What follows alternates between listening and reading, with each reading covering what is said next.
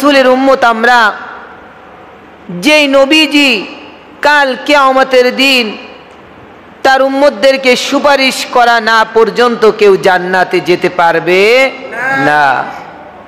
এমন একজন নবী যিনি রহমাতুল লিল আলামিন, যার জীবনটা উৎসর্গ করে দিয়েছেন একমাত্র ইয়া উম্মতি বলে,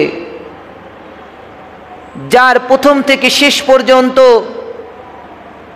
এই বাক্যটাই তিনি সব সময় বলতেন, ইয়া উম্মতি। এমন একজন নবীর উম্মত, যে নবীজি কাল হাসরের ময়দানেও মানুষগুলো যখন দিশেহারা হয়ে যাবে, মানুষগুলো যখন ভয়ে কম্পিত হয়ে থাকবে, ওই মুহূর্তেও যিনি, যেই মুহূর্তে মানুষগুলো মানুষকে ভুলে যাবে, ছেলে বাবাকে ভুলে যাবে, মা সন্তানকে ভুলে যাবে, সন্তান মাকে ভুলে যাবে, আত্মীয় স্বজন পাড়াপড়শি কেউ কাউকে স্মরণ রাখবে না, সবাই বলবে ইয়া নফসি ইয়া নফসি ইয়া নফসি। ওই মুহূর্তে যেই নবীজি, যেই মায়ার নবী, দয়ার নবী শুধু একমাত্র বলবে ইয়া উম্মতি ইয়া উম্মতি ইয়া উম্মতি। সেই দয়াল নবীর উম্মত হয়ে আমরা খুশি না বেজার বলেন?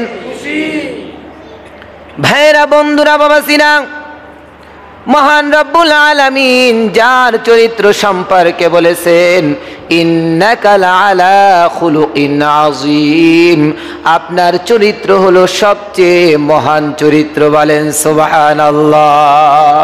আল্লাহ তাআলা আযীম শব্দটি 3 স্থানে ব্যবহার করেছেন।